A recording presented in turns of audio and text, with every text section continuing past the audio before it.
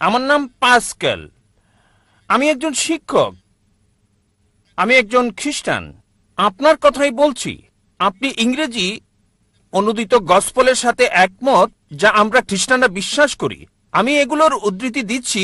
1 নম্বর, 4টি গসপলে যখন যিশু দীক্ষা নিয়ে বেরিয়ে আসলেন, স্বর্গ থেকে একটা শব্দ হচ্ছিল, এ আমার প্রিয় পুত্র, আমি তার উপর সন্তুষ্ট, তাকে মানো। একইভাবে 2 নম্বরে আছে, মাউন্ট টাবুরে তাকে পবিত্র করা হলো। তার মুখমণ্ডল সূর্যের মতো দেখাচ্ছে, স্বর্গ থেকে শব্দ বেরিয়ে আসছে, এ আমার প্রিয় সন্তান, আমি তার উপর সন্তুষ্ট, তোমরা তার কথা শোনো। অনেক সময় তিনি শয়তানকে তাড়াতেন। তারা মানুষের কাছে এসে বলতো, হে ঈশ্বরের সন্তান, কেন আমাদের অত্যাচার করছো সময়ের আগে? আবার বড় যাজকের সামনে যাজক যখন তাকে বলল, মহাপ্রভুর শপথ তাকে বললাম, তুমি কি ঈশ্বরের পুত্র? তখন যিশু বলল, তুমি এটা বলছো। আর যাজক 5 নম্বর অনুচ্ছেদ বলছে, প্রধান যাজক যখন তারা যিশুকে অভিযুক্ত করলো, পিলোটের সামনে বলল, এই লোকটি বলছে সে ঈশ্বরের পুত্র, ধর্মমতে সে অভিকে ক্রুশবিদ্ধ করতে চায়। পিলোট এটা জানতেন না, সেজন্য তারা যিশুকে ক্রুশে চড়াতে চাইলেন। তাহলে সে নিজেকে ঈশ্বরের পুত্র দাবি করেছিল, যদিও সে সরাসরি বলেনি আমি ঈশ্বরের পুত্র, পরোক্ষভাবে বলেছে। ধরুন, আপনি ডাক্তার জাকির নায়েক, আপনি এমবিবিএস ডাক্তার, আর আপনি বললেন, হ্যাঁ ভাই আপনি বলেছেন, এর মানে এই নয় আপনি নিজে বলেছেন আমি ডাক্তার জাকির নায়েক এমবিবিএস। একইভাবে যদিও যিশু নিজে বলেননি আমি ঈশ্বরের পুত্র, তিনি সম্মতি দিয়েছেন।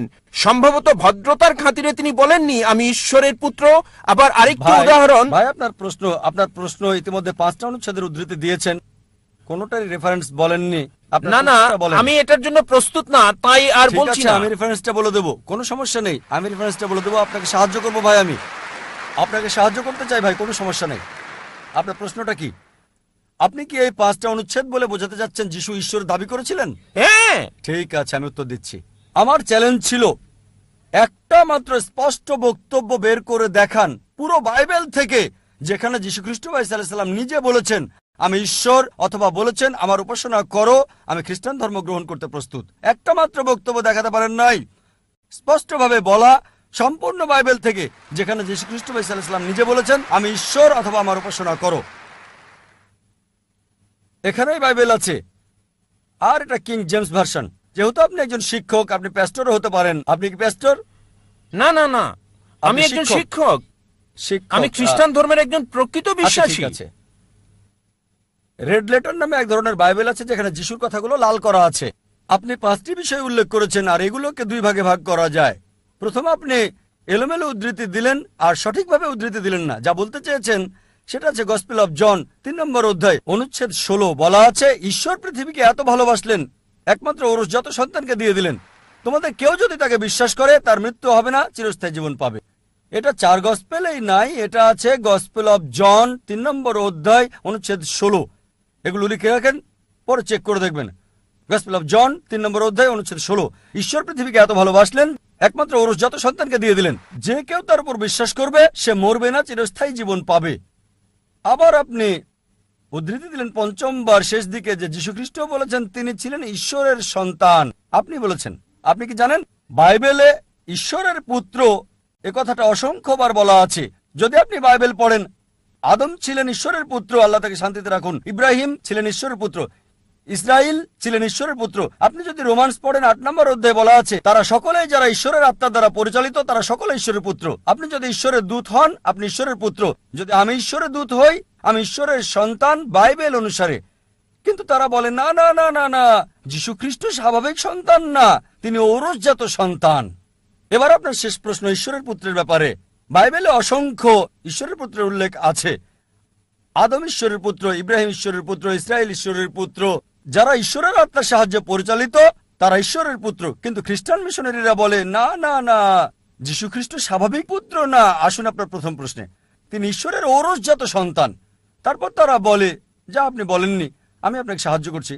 গসপেল অফ জন 3 নম্বর অধ্যায় অনুচ্ছেদ 16, ঈশ্বর পৃথিবীকে এত ভালোবাসলেন একমাত্র ঔরসজাত সন্তানকে দিয়ে দিলেন, যে কেউ তাকে বিশ্বাস করবে সে মরবে না, চিরস্থায়ী জীবন পাবে। ভাই, আপনি কি বিগটন শব্দের অর্থ জানেন?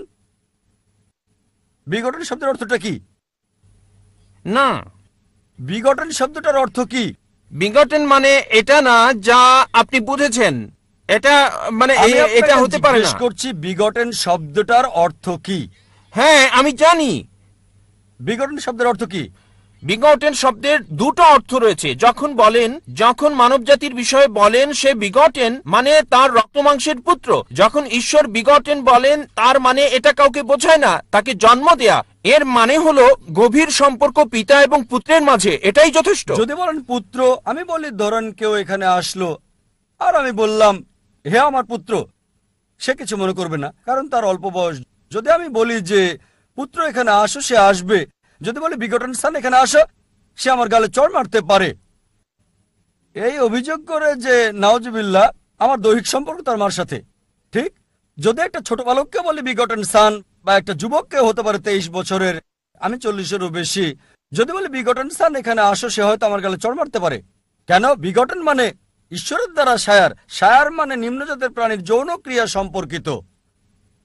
আর এ কারণে যদি আপনি রিভাইজড স্ট্যান্ডার্ড ভার্সন বাইবেলটা পড়েন, সংস্করণ করেছে 32 জন উচ্চ পদস্থ খ্রিস্টান পণ্ডিত, যাদের সমর্থন করেছে 50টি খ্রিস্টান চার্চ। তারা বলেছে বিগটন শব্দটি গসপেল অফ জন অধ্যায় 3 অনুচ্ছেদ 16 হচ্ছে অসাড় কথা, একটা মিশ্রণ, একটা প্রতারণা, এবং তারা এটাকে বাইবেল থেকে বাদ দিয়েছে। আপনি কি জানেন? যদি রিভাইজড স্ট্যান্ডার্ড ভার্সন বাইবেল পড়েন, যেটা সবচেয়ে বেশি বিকৃত, সংস্করণ করেছে 32 জন উচ্চ পদস্থ খ্রিস্টান বিশেষজ্ঞ, যাদেরকে সহায়তা করেছে 50টি বিভিন্ন খ্রিস্টান মিশনারি। তারা বলেছে এই বিঘটন শব্দটি হচ্ছে অসাড় কথা, একটা মিশ্রণ, একটা প্রতারণা, এজন্য এই বিঘটন শব্দটা তারা বাদ দিয়েছে। সুতরাং যদি বলেন পুত্র, তবে ঈশ্বরের পুত্র আছে বাইবেলে অসংখ্য। সুতরাং আপনার প্রথম এবং শেষ প্রশ্নের উত্তর আমি দিয়েছি। এবার আসুন আপনার দ্বিতীয় এবং তৃতীয় প্রশ্নে। বলেছেন তিনি শয়তানকে তাড়ান, পুরো উদ্ধৃতি দেন। আপনি পুরো বাক্যটা বলেননি, আমি আমার লেকচারে বলেছি। গসপেল অফ ম্যাথিউ অনুযায়ী অধ্যায় 12 28 নম্বর অনুচ্ছেদ তিনি বলেছেন আমি শয়তানকে তাড়িয়ে দিই ঈশ্বরের আত্মার সাহায্যে। গসপেল অফ লুক অধ্যায় 11 অনুচ্ছেদ 20 আমি শয়তানকে তাড়াই ঈশ্বরের আঙুলের সাহায্যে। এখানে বলছে না যে তিনি একা করেন, তিনি এটা করেন ঈশ্বরের সাহায্যে। এর মানে এই নয় যে তিনি ঈশ্বর। এই সবগুলো অনুচ্ছেদ যা আপনি বলছেন স্পষ্ট করে বলছে যে তিনি হচ্ছেন ঈশ্বরের দূত, তিনি নিজে ঈশ্বর ছিলেন না। এ কারণেই আমি চ্যালেঞ্জ করেছি আপনি পুরো বাইবেলে একটা মাত্র অনুচ্ছেদ দেখান যেখানে স্পষ্ট করে বলা যীশু খ্রিস্ট বা ঈসা আলাইহিস সালাম নিজে বলেছেন যে আমি ঈশ্বর, বা তিনি বলেছেন আমার উপাসনা করো, আমি খ্রিস্টান ধর্ম গ্রহণ করতে প্রস্তুত আছি। যীশু কোথাও কখনো বলেননি যে শুধু যদি আমি বলি পুত্র এখানে আসো, এর মানে এই নয় যে আমার ঔরসজাত সন্তান। ঠিক একইভাবে যদি আপনি আমাকে বলেন যে আমি আপনাকে ডাক্তার জাকির নায়েক বলে ডাকবো, ঠিক, আর যদি আমি আপত্তি না করি যে না এটা সঠিক হতে পারে, ভুলও হতে পারে, লোকজন বলে ডাক্তার জাকির নায়েক একজন বিশেষজ্ঞ, আমি নিজেকে মনে করি না বিশেষজ্ঞ, আমি একজন জ্ঞানের ছাত্র হিসেবে নিজেকে চিন্তা করি। সুতরাং লোকজন আমাকে যদি বিশেষজ্ঞ বলে আর আমি নীরব থাকি, তার মানে এই নয় যে আমি গ্রহণ করছি। তারা আমাকে বিশেষজ্ঞ হিসেবে বিবেচনা করে, আমি নিজেকে বিবেচনা করি না। সবসময় নিজেকে জ্ঞানের একজন ছাত্র হিসেবে উল্লেখ করে থাকি, তালবে ইলম। সুতরাং আপনি বাইবেল থেকে যা উদ্ধৃতি করেছেন, বাইবেলের যেখান থেকে করেন, রেড লেটার হতে হবে। রেড লেটার মানে যীশু খ্রিস্ট বা ঈসা আলাইহিস সালামের কথা। একটা মাত্র বক্তব্য দেখান, স্পষ্ট অনুচ্ছেদ পরিষ্কার করে বলা পুরো বাইবেল থেকে, যেখানে যীশু খ্রিস্ট বা ঈসা আলাইহিস সালাম নিজে বলেছেন যে আমি ঈশ্বর, বা আমার উপাসনা করো, আমি খ্রিস্টান ধর্ম গ্রহণ করতে প্রস্তুত।